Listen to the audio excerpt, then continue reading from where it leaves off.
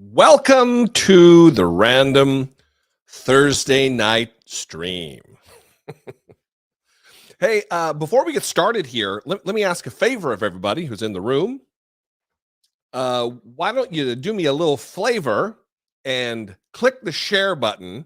Share this to your social media, whether they be Facebook or Twitter or wherever you share videos. If you text them out, then do that. Let's get this thing filled up and people in here to ask some questions and have a conversation about all of the things that are happening today and this week and this year. This week has been a breakneck pace for news, especially related to Donald Trump. Sometimes it's feast or famine related to consequence and the seeking of consequences for Donald Trump. And this week has been feast, not famine. So thanks for being here. I appreciate all of you guys taking time out of your schedules, whether they be busy or not. Choosing to spend time with me is flattering, humbling. It makes me feel all the feels. So thank you very much. I guess before we get started, also, let me say this. A lot of people on YouTube, I don't know if it's an older person thing or just people who aren't really accustomed to the format, but they think that what I do on YouTube is a podcast. And they think that when I talk about my podcast, they think I'm talking about YouTube. My podcast is completely separate. It is an audio, kind of like a radio show that you would find via Apple Podcasts or Google Podcast or Spotify or a streaming service like that. I believe it's even on like Amazon streaming. But it is hosted by myself and Britney Page. It's an audio thing where we go a lot more in depth than some of the 8, 9, 10, or 12-minute videos that I do about topics. And you get a different perspective with Britney. Anyway, it's a great time. Go subscribe to the podcast. We'd love to have you in the listener family. We take listener voicemails twice a week and really engage with the audience. Kind of like this, but, maybe more often. So thank you for that. So let's get to some questions. I've got the lovely, talented, and Britney Page off to my left. Your right, manning the questions. So let's get started here if there are some. David Mesa. Hello, Jesse. Any update in your battle with cancer? Hope you have good news. Yeah, I do have good news. It is I'm marked with hesitance about the cancer diagnosis. I was told I didn't need chemo after they removed about 35% of my colon. I've got a scar here, and one underneath this, and then one that goes about 4 inches. I'm talking to the microphone here, about 4 inches all the way through my belly button. And they removed 35% of my colon. They took everything out. They biopsied everything. I was found to be in stage 2. It hadn't spread to the liver. They took out a bunch of lymph nodes, a bunch of stuff that's way above my brain pan pay grade. And I was told that they didn't recommend that I go through chemo.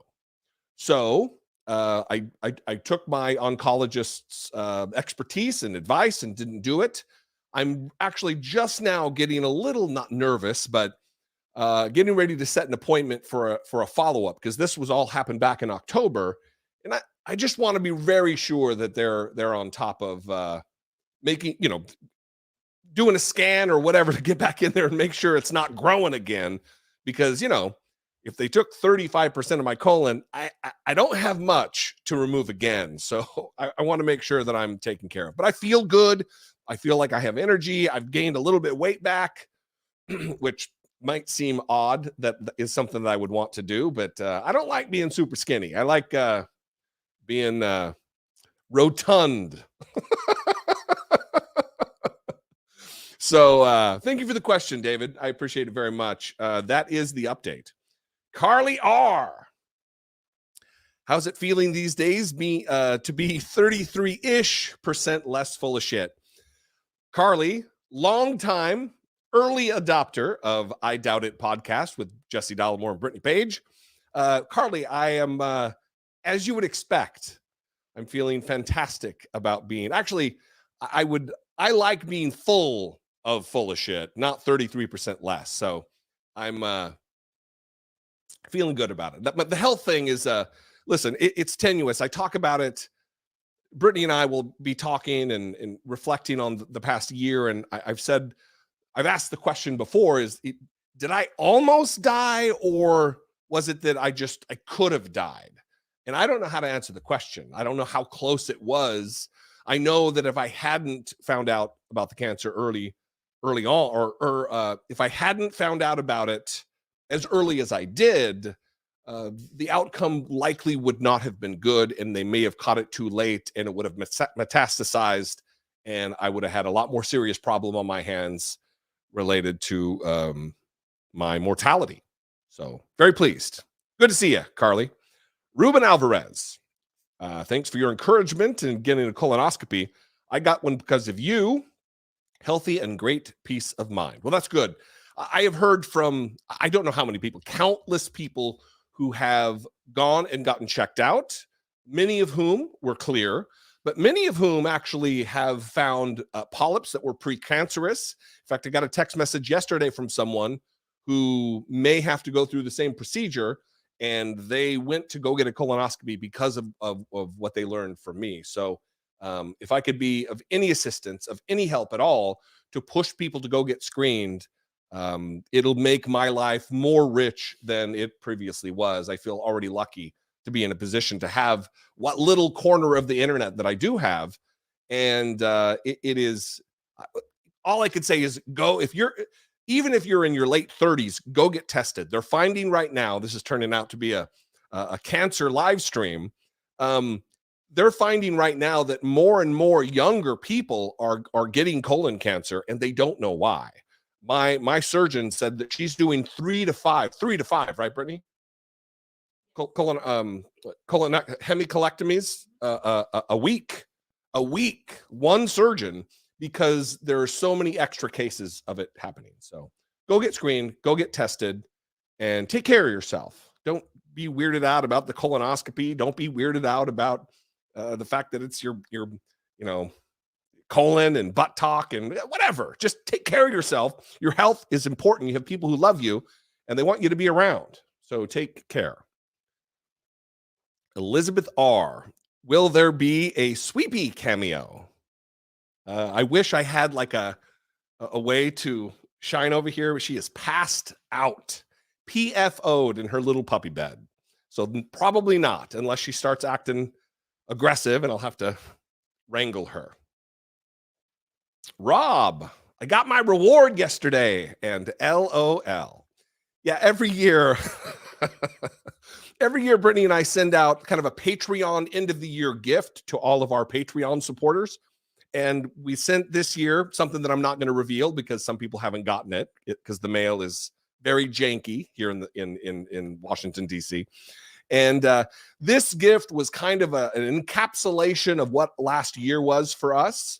We moved to Washington, D.C. I got cancer. We got a new dog, all these things. And we tried to symbolize all of those happenings in one particular gift. And people seem to enjoy it. So if we still have a whole bunch of buttons.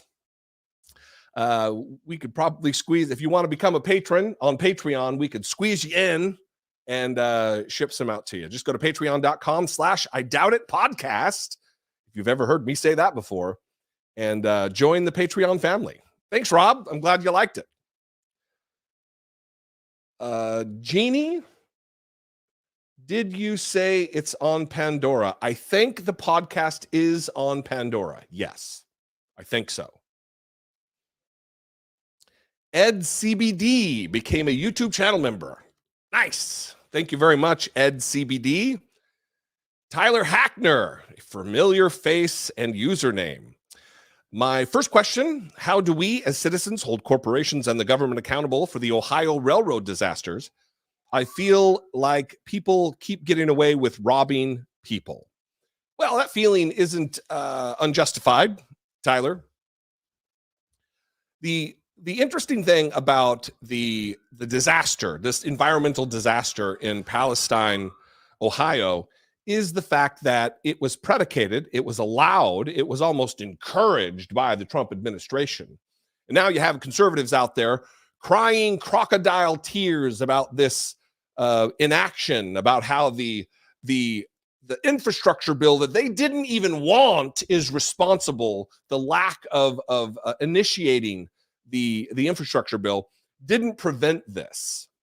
What you'll find that's interesting to me, notable at least, is all of these people who are really making a giant fuss out of something they should be making a fuss out of, the environmental disaster, they're conservatives. And you think, that's weird because they usually don't give a shit about things like this. You didn't hear them say anything about Flint. You didn't, if anything, they made excuses for it. But now that it's affecting this East Palestine disaster, this railroad disaster, now that it's affecting and impacting white families and Trump supporters, because this is like a red district, then they're outraged. We need to do something for these people. But when it's black or brown people, they don't care. You don't hear them. But it's all the wild conspiracy theorists out there who are making a big deal about this. And they should. We all should. But it's the selective concern that outrages me more. So I guess the question, how do we hold corporations and the government accountable? You start by, and I don't think I would have a problem, but I think this question, you're teeing me up with a softball question here, Tyler. You elect good and decent people who have empathy and concern for the fellow citizens. You elect good and decent people who will go out there and do their jobs and hold corporations accountable, not degrade railroad regulations that allow them to take hazardous materials across through communities and then derail and create catastrophes. You have to have responsible people who aren't out there whining about what's woke and what's not, and actually do their goddamn job. Thank you for that question, Tyler. I appreciate it. Daniel Turner, my favorite living U.S. Marine. Wow, that's fantastic. Who would your favorite non-living U.S. Marine? Mine is a toss-up between Smedley Butler and there's so many. Chesty Puller, probably. Chesty Puller. 5, count them, 1, 2, 3, 4, 5 Navy Crosses. That's one award below the Medal of Honor. Chesty Puller. And also, Smedley Butler, a progressive badass way before his time. But thank you for that, Daniel. I appreciate it very much. Adam Taylor. So John Fetterman has opened up about his facing clinical depression and how he's getting treatment for it. I think it's great that he is open about it. I do too. Many of you know my life partner and partner in content creation is a clinical psychologist. She's a therapist. She hates when I say psychologist because it's not technically accurate. She's a licensed psychotherapist. And mental health is something that we talk about a lot, both on our podcast, but also just in life in general. And I think we need more people to be humble, to humble themselves before their electorate and admit when they're having struggles, especially related to mental health. And John Fetterman, listen, I can't imagine what he's going through coming out of having been in a stroke with this hard-fought election that he ends up winning. And then he's in this new environment in the Senate. Good for him for doing the right thing by him, for himself, but also for his family. And also as an extension, doing the right thing for people who look up to him, who might see his struggle and think, wow, that happened to me. That's happening to me. It's not out of the realm of possibility to check myself in, to go get help, to seek professional help related to depression or any other mental illness. We need to remove the stigma from these things and promote a healthy attitude toward just admitting when you have a problem. And, our government needs to support the general electorate and everyday people to take time off work and do what they need to do to take care of themselves. I mean, it would be an economic boom. Everything would be taken care of and better in our country if our healthcare system was not shitty like it is now. Adam Taylor, thank you for the question. It's a good topic. I'm glad that we got a chance to at least address it a little bit. David Mesa, what's the chances that Trump gets indicted this year? Well, I think the chances are not good. I think they are slim that he'll be indicted this year. But I think that the compounding evidence and the investigations that are taking place are not without merit, and they're not coming up, they're not fruitless. We are finding, I mean, just the 3 stories that I talked about today related to Donald Trump. Listen, when I first started the stream, I talked about how it's either feast or famine, it seems, lately with Donald Trump. It's either a whole bunch of stuff comes out or it's just very quiet. And I like the times that's quiet because it means there are behind the scenes things happening. But also, I like it when it's feast like it is now. There's so much going on because it also lets us know the progress that's being made.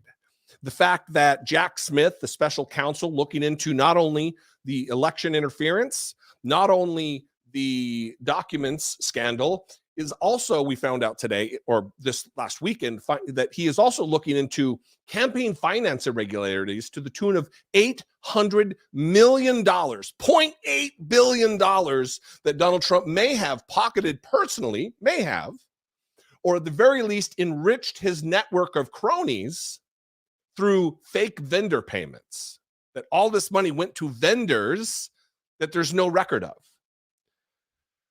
So it's really pick your poison on which thing we're going to get to prosecute Donald Trump on. But indictments this year, I think it's a little early. I think Merrick Garland himself would have, no way the answer would have been. But Jack Smith seems to be picking up the pace related to the investigation. Terry Malone, evening. Good evening. What is the chances the MAGA terrorists in Congress get their chance to speak to the special grand juries? I think there's a good chance. Like, this is a little bit out of my pay grade. I don't like to talk about things I don't really know much about. But I can tell you this, as much as I followed this and whatever expertise I have just based on experience from talking about this stuff for as long as I have, I think that there's a very good shot that if they have something to contribute to the investigation surrounding Donald Trump, I don't know that they're going to be ensnared as a target or a subject of the investigation, but they will have something to offer relative to communications with Donald Trump.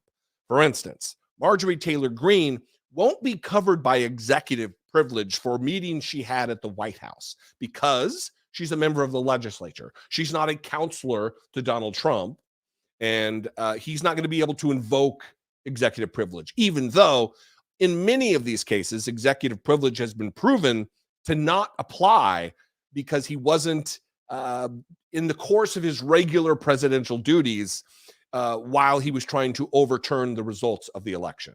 So I guess TLDR, I think there's good chances, but I don't think they're going to face consequences based on the testimony if they are subpoenaed. It'll just be furtherance of evidence to convict Donald Trump. Good question, Terry. Lizzie Nanny Dragon, so far has become a YouTube channel member. Thank you, Lizzie Nanny Dragon. Today, so far, these have been names that I haven't struggled with. Usually, especially from this distance, I have a hard time with people's usernames because they're not, like just Jerry Anderson. They're Lizzie Nanny Dragon.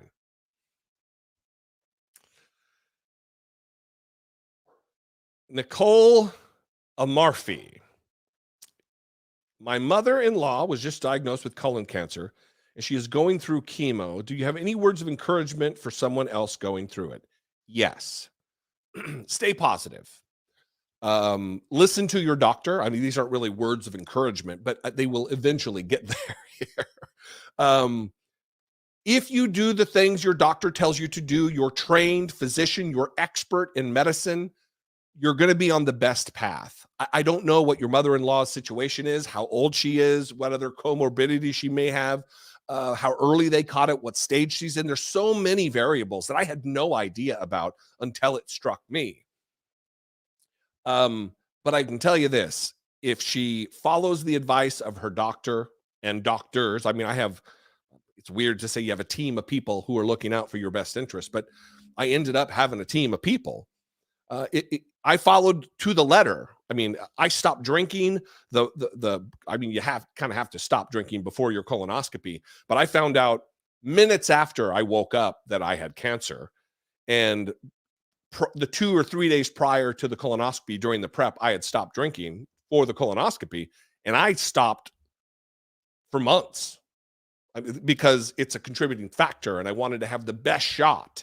We continued to walk. They told me, stay active, be as active as you can. It really absolutely helps during the surgery. So I would say the encouraging word I would have would be to stay positive, because science is awesome and it is advanced, and your doctors have your well-being at heart, and you should take their advice. That's what I would say, Nicole. Amy Wernett, or Wernett, $15 super chat. Thank you so much. That is awesome. Hey, JD and the talented Miss Page, have you or will you be observing hearing at the Capitol, or even interviewing political goofs? Yeah, we are. We are in the process right now of putting the finishing touches on. Hopefully by the end of the month, we will have our podcast studio completed, where we can have guests come in, and then those episodes will be filmed and put on YouTube.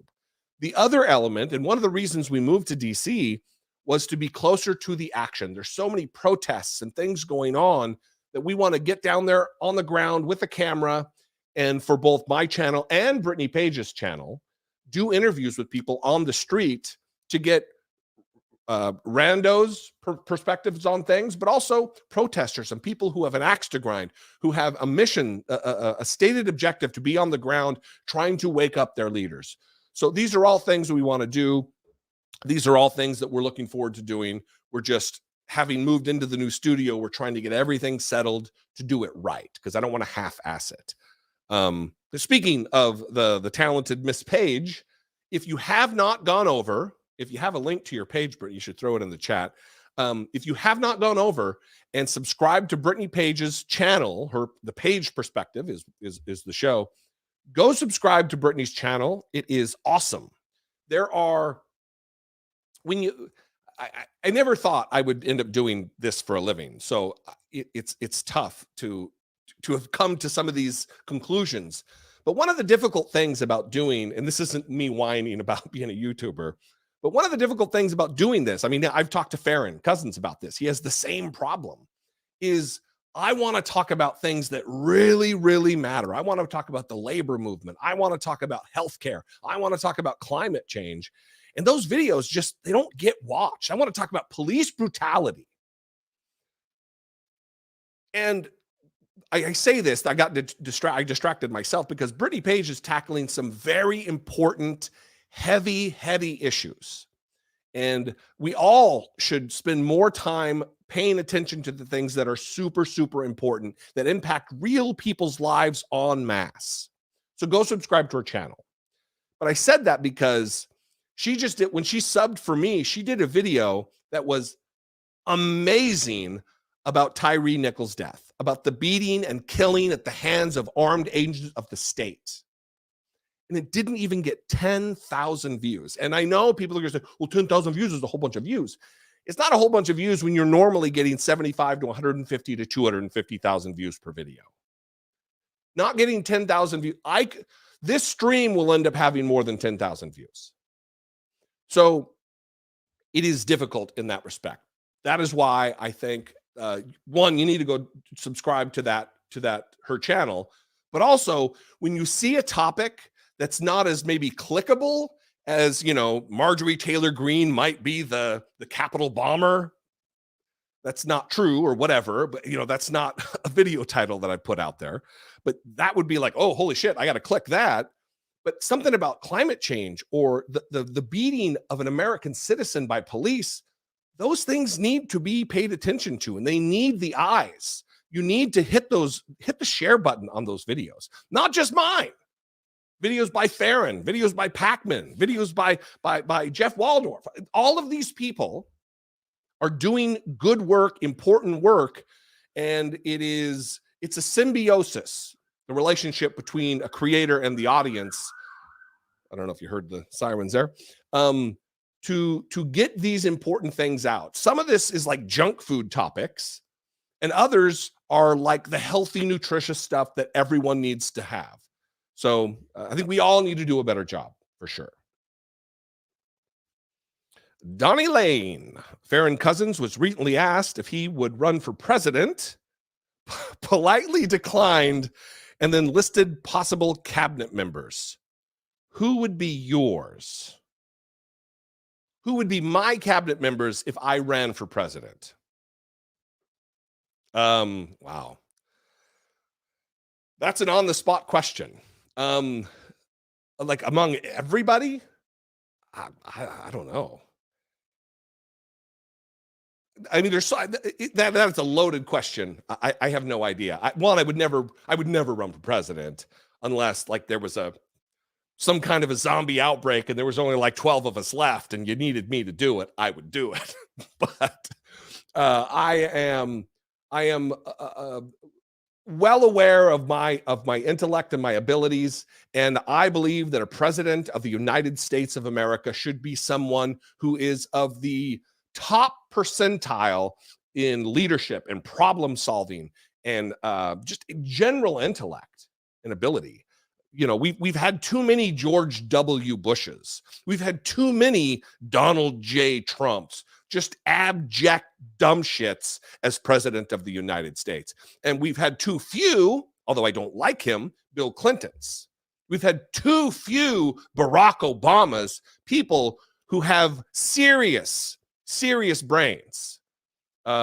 And that is something we should strive for. It shouldn't be a popularity contest. It shouldn't be who can be the cruelest. Who's the guy I'd like to have a beer with? That is not the way to go about how we pick our leaders and people who are going to deal with crises after crises, the panoply of problems that face a leader of the United States in a country of ours so diverse, so wide-ranging with problems. I think I'm preaching to the choir here, but yeah, I wouldn't. I don't even know how to answer that question. Capture cart. What you think about Nikki Haley as an immigrant? She might try to gain immigrant vote. Nikki Haley is, what did I call her yesterday? She's a fascist with a smile on her face. She was just asked by Hannity yesterday or the day before, what sets you apart from Donald Trump? You want to run for president against Donald Trump. What would you do different than Donald Trump? And she couldn't name a single thing. She couldn't name one thing that set her apart from Donald Trump, other than the fact she's a woman, other than the fact that she's an immigrant, or I'm not even sure of her immigration if she was born here. I don't know. That she's a woman, that she's younger than Donald Trump. It is again, I mean, this goes back to the rant I just went on about electing people who care about other people. I've watched video of her talking about how the South had an absolute right to secede from the Union, about protecting the Confederate flag and trying to explain to people that it's not about hate, it's about heritage. All of these nonsense, racist, insane talking points that you hear from white supremacists all the time, coming out of Nikki Haley's mouth, which justifies it and gives it gravity and weight in the minds of your Tucker Carlsons. Well, Nikki Haley said it, and she's a brown lady. She's no good. She is just as no good as Donald Trump. She's just not as cruel openly, overtly. It's the same thing with Tucker Carlson is no different than some skinhead with Nazi tattoos because has a suit and tie on, because he wears his little bow tie, or he's dressed up in khakis and a sport coat, doesn't mean he's not as dangerous as a neo-Nazi. He's a white supremacist through and through. The same thing applies to Nikki Haley. So she could try all she'd like. She's not going to convince the MAGA crowd that she's the one to vote for. Great question, though, Capture. Les Detectives. I probably really botched that. Jesse, I've been watching your videos since I was 17. I'm now 20. What do you think of people like Andrew Tate, Joe Rogan, and company who try to indoctrinate teens and make them misogynistic fascists? Well, I think they can fuck straight off, is what I think. I think Andrew Tate is going to be proven to be a vile, reprehensible assaulter of women, a rapist. He's also a con artist, scammer, charlatan, liar, scumbag. All of those things are true. Joe Rogan, I think, is maybe more dangerous on a macro level, not by assaulting women and such, but infecting people's minds and making misogyny and making conspiracism palatable, putting questions in young, impressionable minds about whether or not the vaccine, there's efficacy to the vaccine, or whatever his racist Planet of the Apes nonsense. It's kind of training wheels for fascism with Joe Rogan, and it's just full on POS with Andrew Tate. It takes all of us, you and me, to do the hard work of, I don't like using the word deprogramming, but it takes all of us to do the hard work of countering the wrongs and the evils and the dangerous propaganda that are being spread by these two dipshits. Or even as Joe Rogan self-categorized, a fucking idiot. Good question. I would love answers if you have them. Douglas Johnson. I noticed your choice of top presidents was not a Republican, and you were once one. Yeah, this is decades ago. I was a Republican.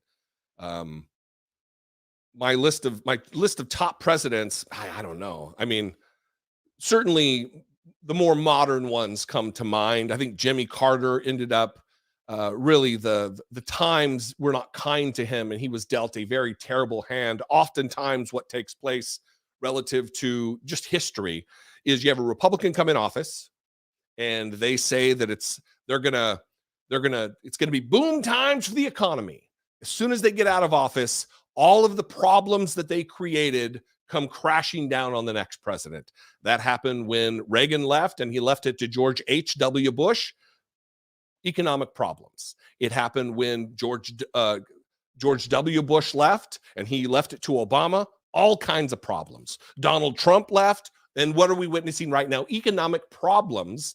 And it's all because they want to prop up the wealthy, give them more capital to make more capital, to build on more capital, and they leave the poor people and the actual people who do the work and really prop up the economy through their labor and through their purchases, and they leave them high and dry. So, no, my top presidents are not Republican, other than Abraham Lincoln. But we all know what happened during the Southern strategy over the course of the next century to switch the parties. Thanks, Douglas.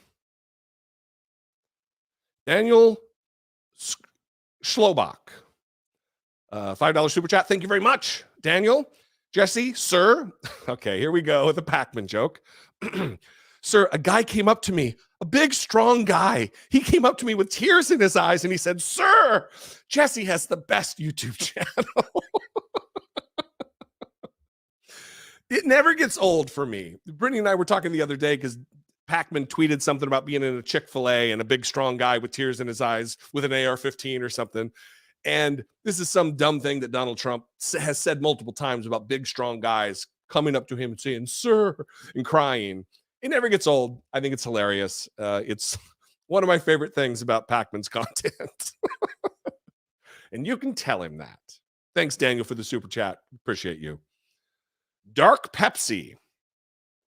Jesse, I am so happy Senator Dianne Feinstein is leaving, retiring, and was wondering whom should so far be the next senator of California. So far, I like the group running, as I will vote either one. Yeah, I mean, my personal choice would be Katie Porter. Katie Porter was Brittany and my congresswoman when we lived in Southern California in Orange County in that district. We lived in Irvine, California.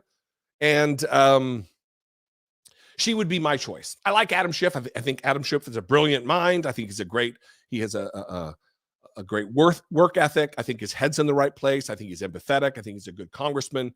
But when you have to choose, you can't have a co-senator situation. My personal choice would be Katie Porter. I think she has performed far better than I think anybody would have expected for a freshman senator or a congresswoman. And I'm if I'm throwing in endorsements out there, nobody gives a shit about what I say. Katie Porter, that's who I think you should vote for, Dark Pepsi.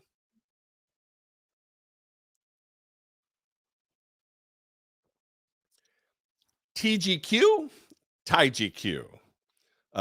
Would you consider covering up and coming fresh? Would you consider covering up and coming fresh person in Congress?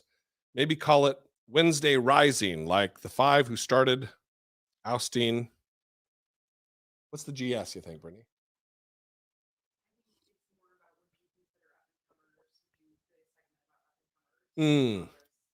Yeah, no, that would be great. Listen, one thing I really do enjoy doing, it's just it doesn't get a lot of traction when I do it, but it's something I really do enjoy doing, is like covering campaign ads of people who were running for office. There's a guy right now running for office against Josh Hawley, who is awesome, former Marine.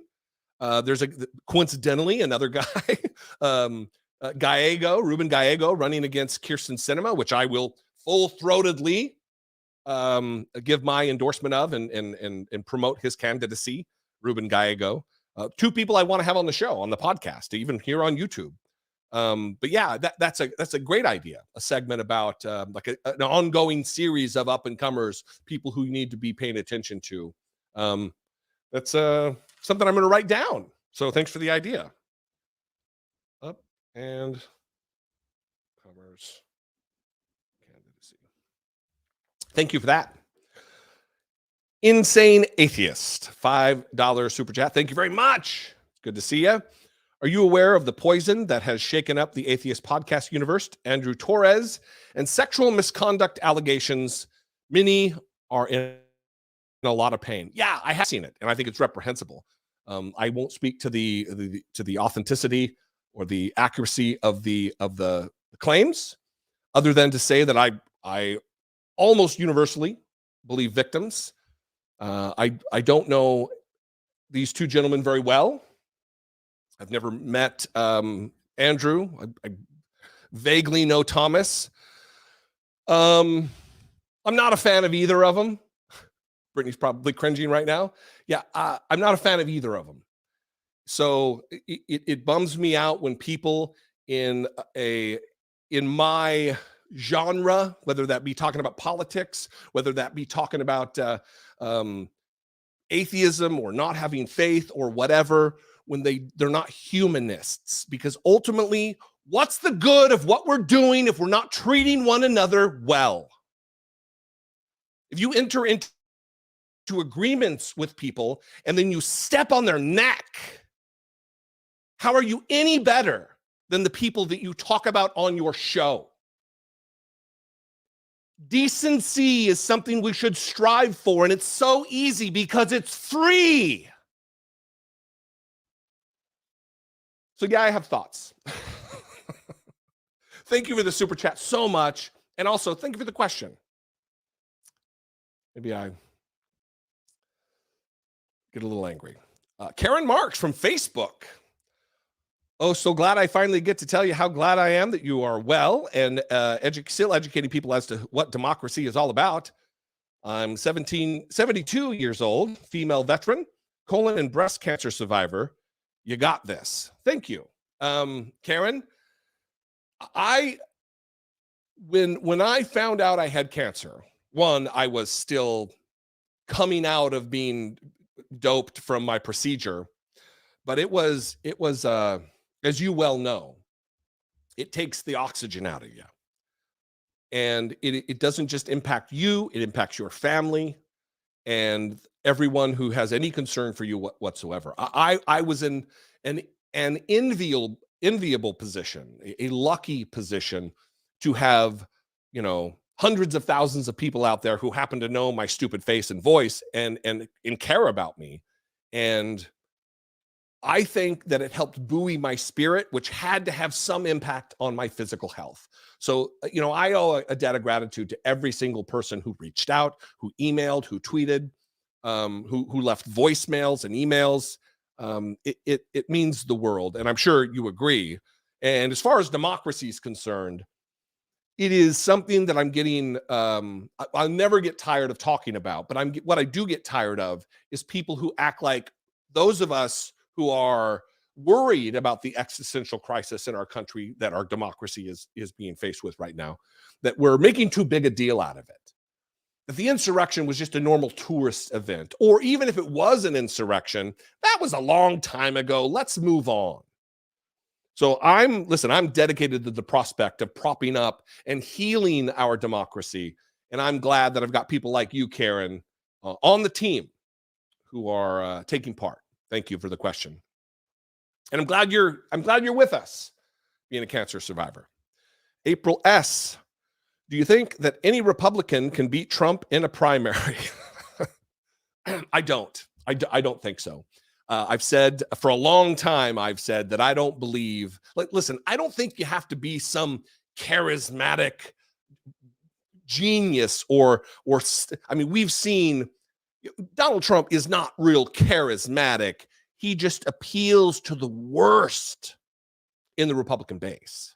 He gives them permission He gives them permission to be racist. He gives them permission to be as vile as they want to be. All their lowest lizard brain instincts are able to rise to the top, rise to the surface, and he gives them permission to do so. So Ron DeSantis, not charismatic at all. He is adult. He's smart, but charisma-wise, he's adult. He does not have what it takes. Neither does Nikki Haley in giving Donald Trump a taste of his own medicine. And you have to be able to do it to win over this particular Republican base, because you can't do it with logic and reason and policy-minded thoughts and speeches. That's not going to work. You can't do it with a softly worded campaign message about how we need a new generation to take this Republican Party into the future, like Nikki Haley just did. That's not going to work on this Republican Party. This is a Republican Party that yearns to be oppressed. They yearn for fascism. They yearn to have their wives and their daughters and the women in their lives subjected to draconian rolling back of constitutional rights. They're gleeful about this. So being mindful and understanding of conservative policy isn't going to get it done. Saying Florida is where woke goes to die, that's a buzzword. It's not going to defeat Donald Trump. So I guess that's my Eduardo. What is going on? $100 super chat. Wow. I'm no question. Just want to say Jesse is awesome, and I'm looking forward to Britney's world domination. I am looking forward to Britney's world domination as well, Eduardo. Thank you so much. That is unbelievably generous. I think she can be a less British version of John Oliver with her choice of topics. So do I. It's the same thing I just talked about a few minutes ago about the audience having, I believe, having an obligation, if you want to be that decent person who cares about others, spreading the word about important topics that might not get the traction that they deserve. I used an example of a video when she was sitting in for me while I was sitting in for David Pakman that got fewer than 10,000 views. It was about the ruthless killing of Tyree Nichols. Brittany, would you put a link to it? Everyone in the chat right now, everyone needs to click on this video and share this video with someone, because it's not just about what happened to him. It's about statistics. It's about data. It's about research. It's about the facts of the matter that this very well could be a video that sways the mind of someone who has some semblance of conservative thinking about the police. Anyway, Eduardo, you are too kind. I am in awe of your generosity. Thank you very much.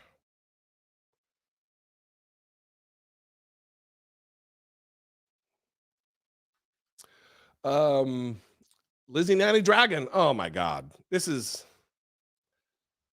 wow. Thank you. It is wow. Amazing. Amazing. How do you deal with the spouse with PTSD from Afghanistan who won't go to counseling?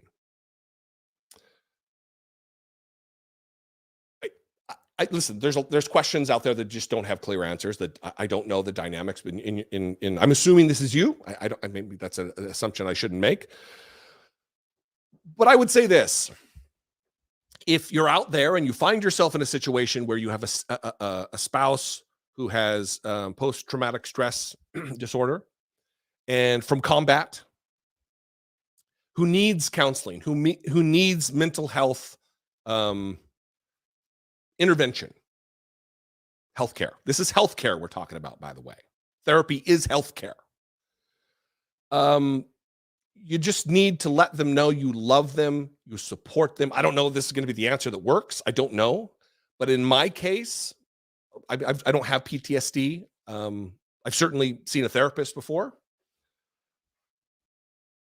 I think if you communicate your love and concern, that this is not judgment on you, this is only looking out for who you are and your well-being.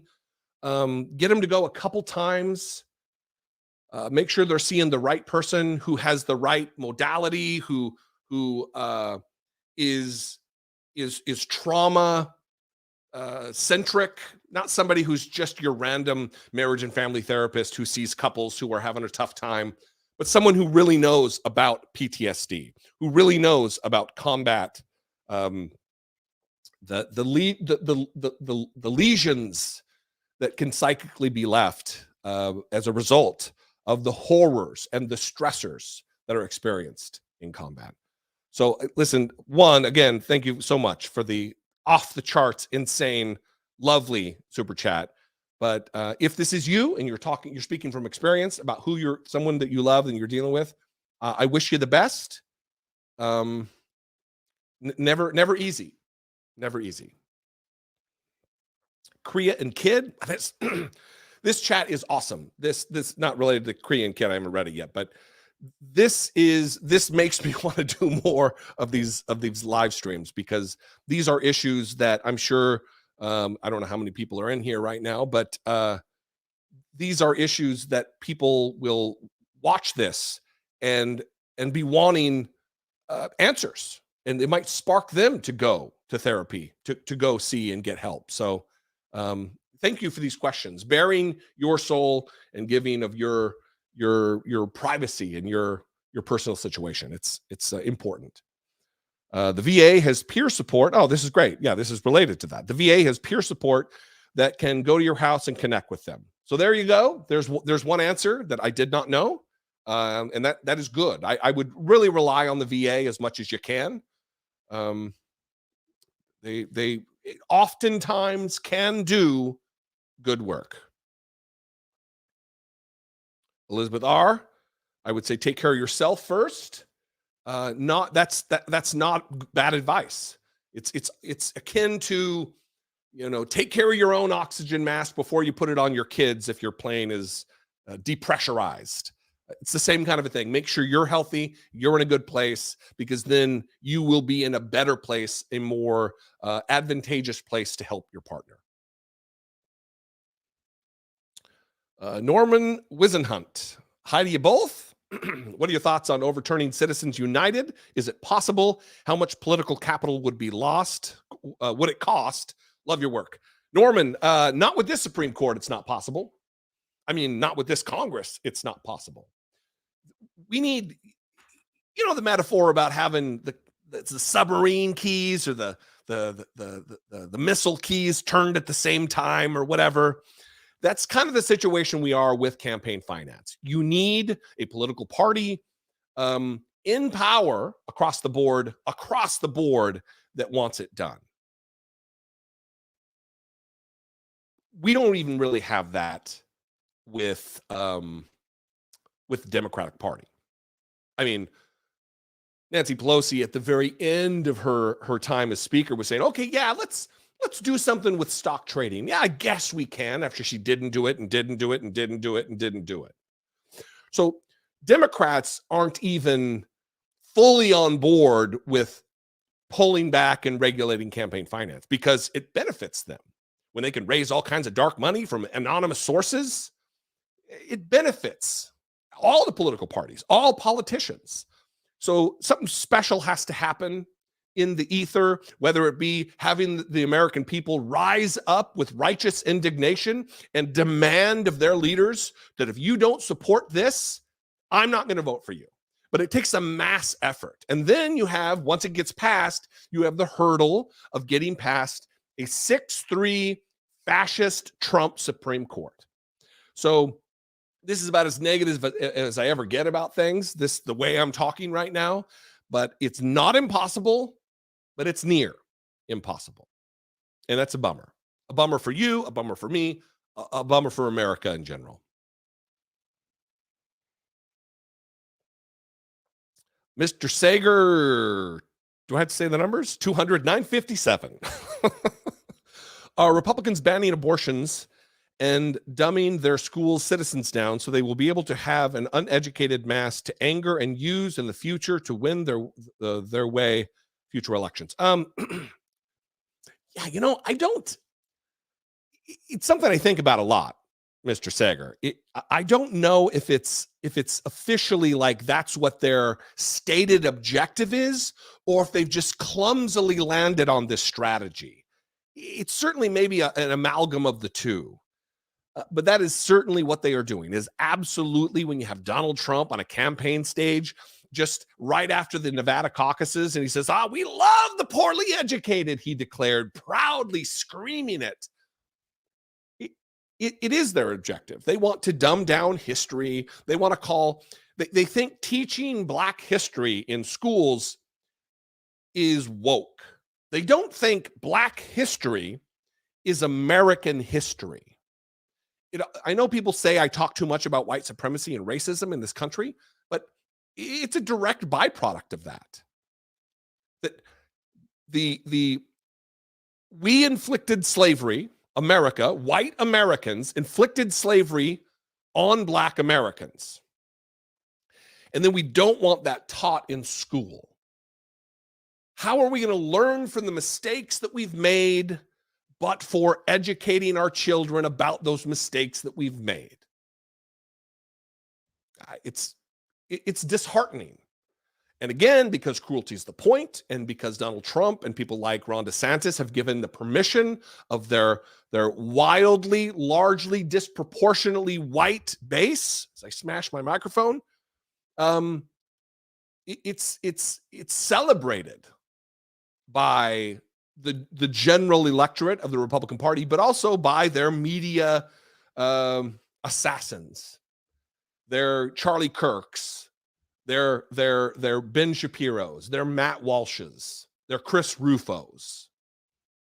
These people who have it in mind as an objective to keep their base in line, uneducated, at the very least, out of the know from an intellectual perspective about history. So I think it's both. I think, yes, they are doing all of these things to keep their base stupid, whether it be by accident, and now they've kind of stumbled onto it and they're doing it. Good question. Old Soul, $10 super chat. Thank you so much, Old Soul. Sometimes I feel kinship with you, Old Soul. I feel like I have an old soul. Older by the day. Do you think Republicans are watching these weird hearings? If so, do you think they see it as a positive or negative for elected Republicans? Well, if history is our guide, Old Soul, I don't think Republicans give a shit. I think Republicans watched on as Hillary Clinton was harangued during the Benghazi hearings, and they thought, yeah, this is something real. Oh, the Fast and the Furious scandal that there were no indictments over. Yeah, that's a real thing that's happening. Yeah, it's an outrage machine. They move from one culture war to the next. They move from one outrage to the next because it's what works with their base. So no, I don't think they're watching it and thinking, wow, Marjorie Taylor Greene is a real dumbass. they're as stupid as she is, so they fall for it. And not all of them, but all of them. Thank you for the super chat. I appreciate you. Scary Navarro. First question, familiar face. Good to see you here. First question, do you have a feeling that George Santos will resign? I have a feeling, but it's not that he will resign. He's not going anywhere unless he's forcibly removed by the body. And that's not going to happen unless he is convicted of a crime or he does something really sleazy to another Republican and they just can't abide it. I don't know. This Republican Party is so debased and so immoral and so without ethics or ideals that I can't conceive of a thing that George Santos could do that would make them force him out. It's crazy times. Good to see you.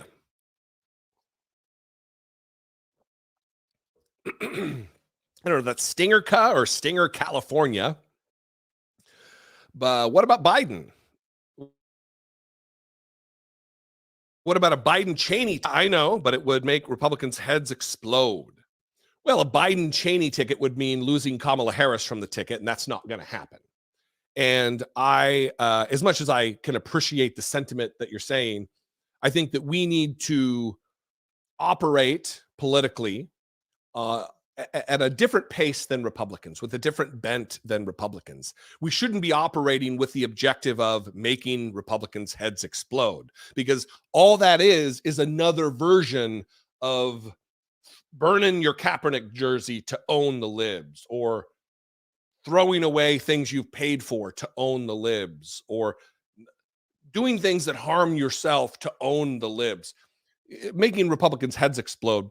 Listen, everything makes heads explode in the Republican Party. Trans rights being human rights makes their heads explode.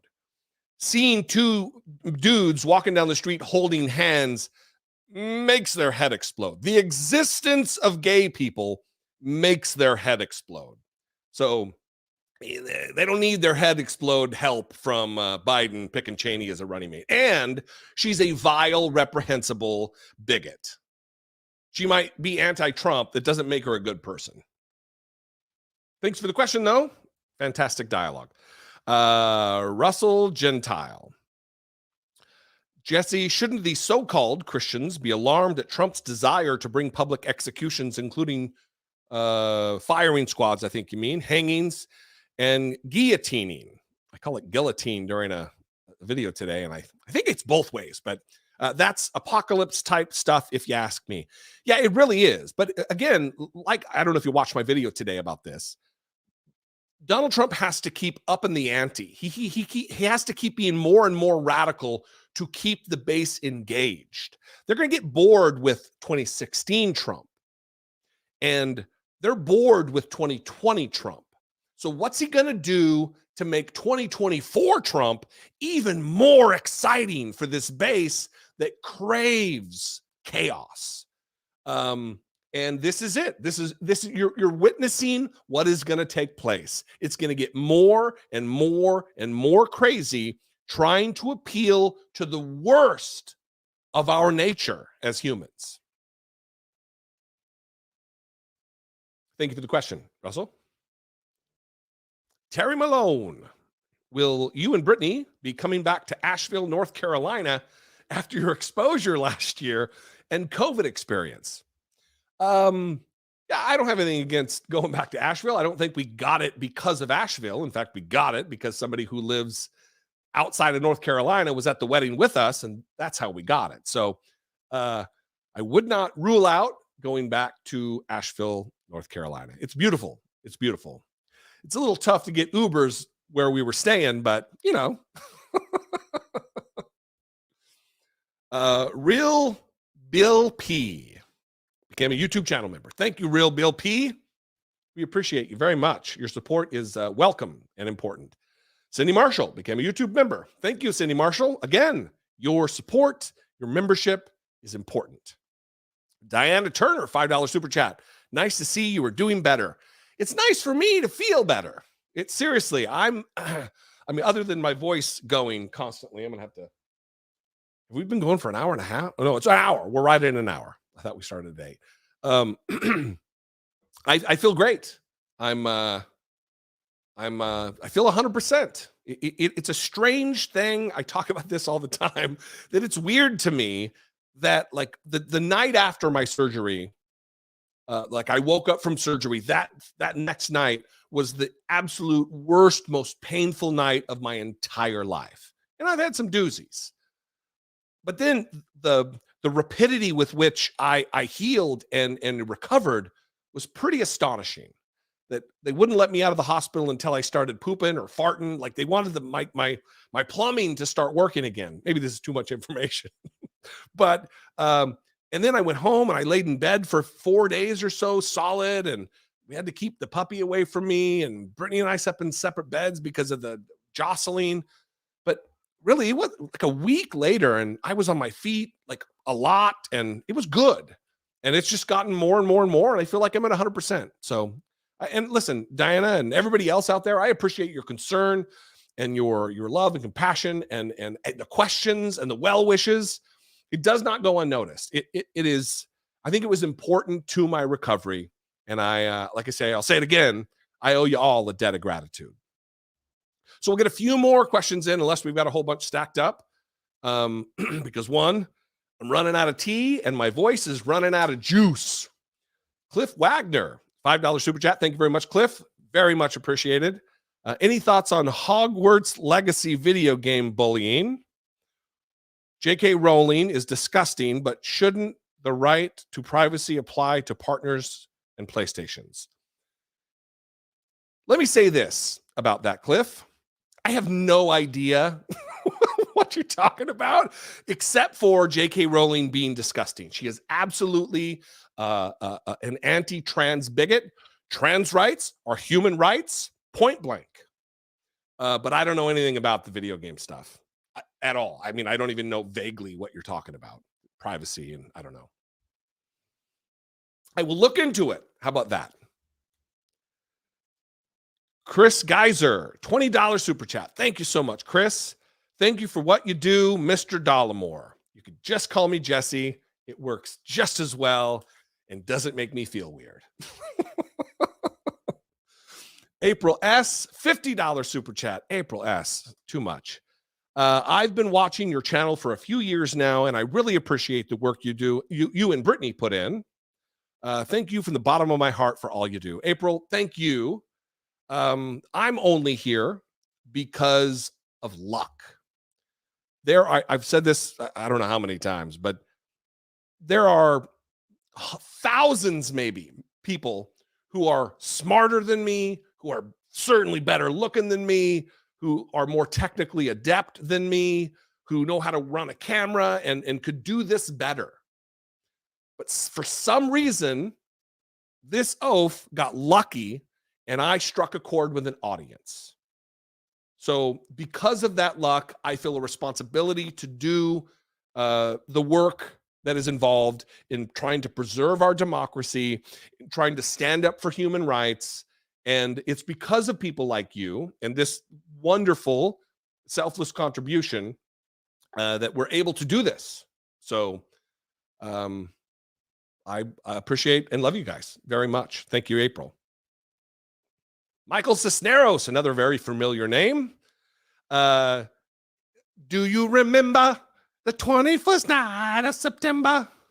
Isn't that how it's supposed to be? Brittany, you probably couldn't hear, said, that is not good. Brittany just said, Maurice White, we need to get you a microphone so you could chime in like the producer. Maurice White is rolling over in his grave. That's the founder of Earth, Wind, and Fire, Britney Page's favorite musical group, and this is lyrics from the song September. And Michael, let us know when you get your button. You're oh fuck. I mean, damn. Your end of the year Patreon gift, Michael. We appreciate you. Good to see you. Scott DeGasperis. Have you gone to Ben's Chili Bowl yet? Yes. We had been prior to even moving here. And it's one of those places that I read reviews and people are like, oh, it's overrated. I don't think it's overrated. I think Ben's Chili Bowl is awesome. So if this episode could be sponsored by Ben's Chili Bowl, somebody reach out to Ben and the family. We're a fan. We're absolutely a fan. Michael Leone, $5 super chat. Glad all is well with you, Jesse. Keep up the great content and keeping us enlightened. I hope so. Listen, if I am able in any small measure to enlighten anybody, my life is richer for it. So I appreciate it, the sentiment very much. And I'm glad you feel like I bring value. That's it's saying something. David Mesa, Jesse, if you have the chance to ask Merrick Garland one question, what question would it be? Wow, these are great questions. I think I would ask him. I mean, let's just presume that whatever question I would ask, he would answer honestly. So my question would be, like, where's the line? What crime that Donald Trump committed would not rise to the level of indictment and prosecution? We had a guy on the show, on the podcast years ago when Donald Trump was just getting embroiled in all the controversies and the potential crimes. And he said, I think on the show was, if he's the law partner of John Dean, the former Nixon guy.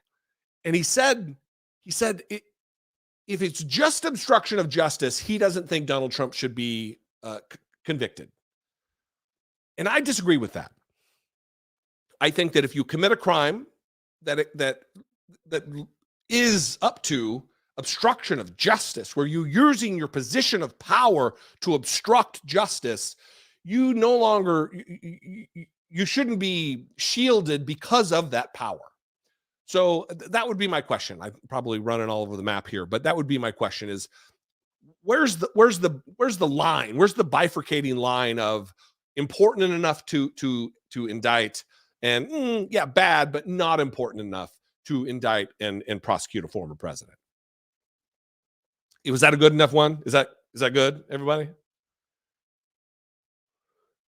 Bruce Wagner, what happens when you vote for someone that goes a totally different path? What happens is that you move on and you find a new candidate and you work twice as hard to get that person removed from office. In the case of, let's say, Kyrsten Sinema, if you were from Arizona and you voted for her and she purported to be a progressive, someone who has a mind and a heart for the people, and then turned on her constituency and is nothing but a corporate shill, very likely lining her pockets with campaign dollars, or at the very least intoxicated by power, then you have an obligation as a citizen. It's not on you. You didn't do anything wrong. You were sold a bill of goods, to do everything in your power to get that person out of office in the primary and the next election.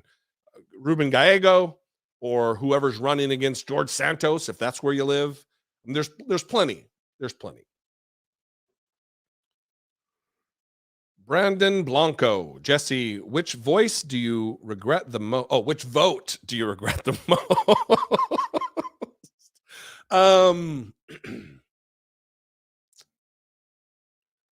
Yeah, I mean, definitely. I'm assuming you mean me voting for a Republican. It would definitely be George W. Bush that ended up being a catastrophic, a global catastrophe as president of the United States. So, but that was so many years ago, 2000.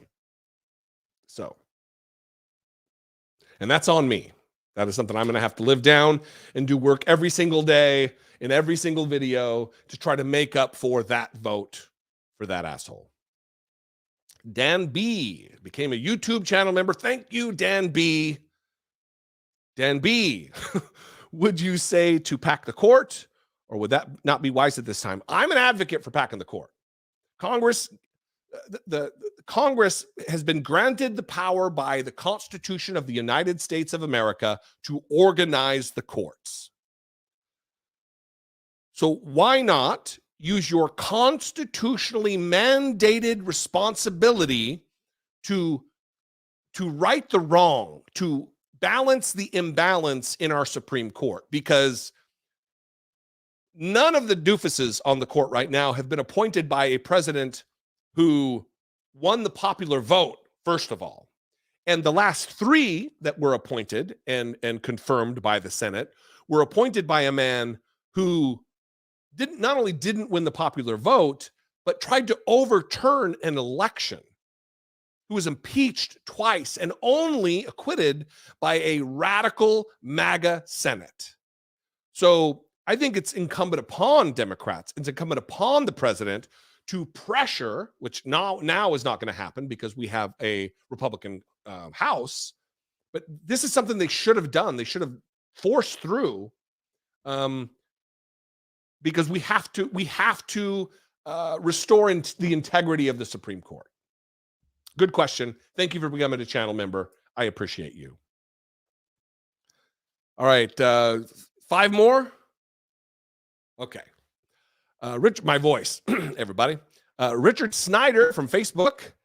Is there any possibility that mega televangelist churches will ever be taxed, since they are as much political organizations as they are religious organizations? And you are looking great, my friend. Nice. Yeah, there's a possibility of it. Absolutely. But it's going to take a sea change in the hearts and minds of Americans. It's going to take pressure, political pressure, organizing pressure, activist pressure on members of Congress to change policy in this country.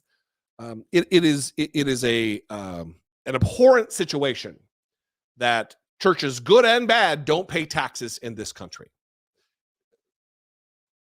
When you're not, even if we want to change the policy surrounding the taxation of churches, it could be that their endeavors, the monies they spend on actual charitable endeavors, aren't taxed. But the rest of it, like no property tax, no tax on the salary of these televangelists, that there's no need to not tax their salary. There's no need to not pay property tax on your home. There's a way to restructure this and still give them a great tax benefit. But no tax? No, I don't think so. And to answer your question again, it's possible, but it's going to take a lot of work. Really heavy lifting. Thank you. From Facebook, thank you.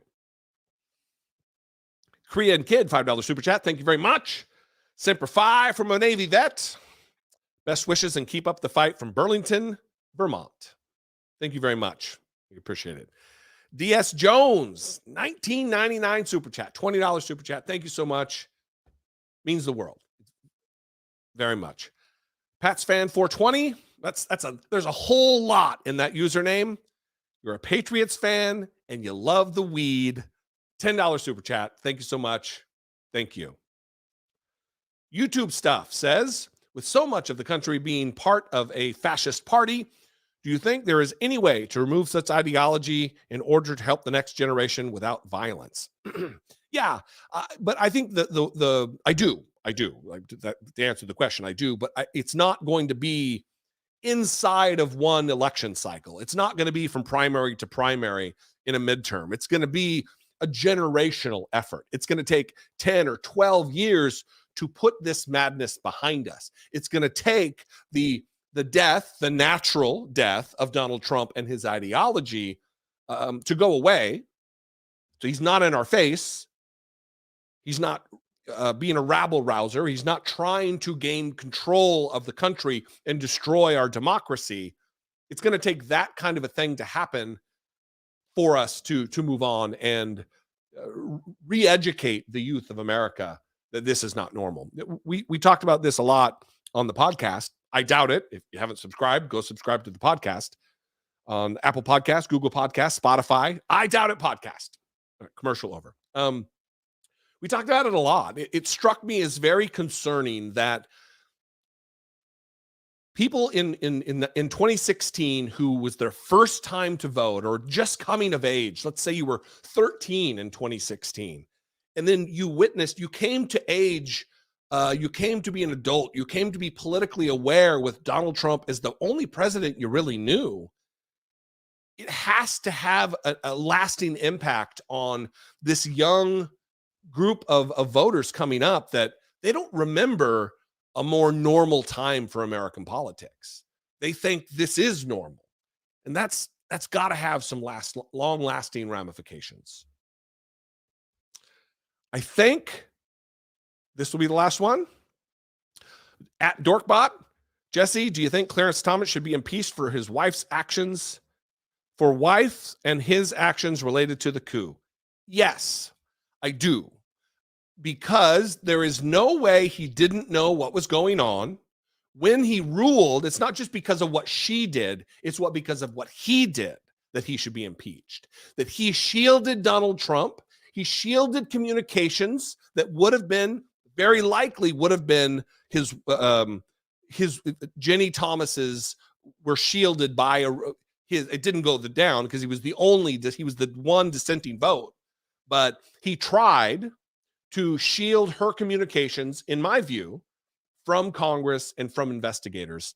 And that's using his position. It's an ethics violation. It's out of this world wrong. And it's a violation of what his duty and solemn oath to the Constitution is. Yeah, he needs out of there. Anyway, that's going to be it. Thank you so much for all of the super chats. Thank you so much for all of the channel members, the new channel members. I appreciate you very much. Listen, there are ways to support our work here that don't involve giving of money, although the money very much goes a long way to supporting the program. You can share our videos. You can go subscribe to Britney Page's channel. You can subscribe to the podcast and listen to the podcast. You can share our videos on Twitter, on Facebook, wherever you share. If you're a Reddit person, I need a Reddit person in my life who can really do some damage in the Reddits. But all of that goes a long way to helping support what we do, to get our message out, and to further the conversation. Because if there's any overarching goal that's related to our podcast, I Doubt It, or here on YouTube with my channel and Britney's, it is to move the conversation forward. I might be controversial because I called Marjorie Taylor Greene a dipshit now and then or whatever, but the overarching conversation is about protecting our democracy and our country and future generations from the steady march of fascism.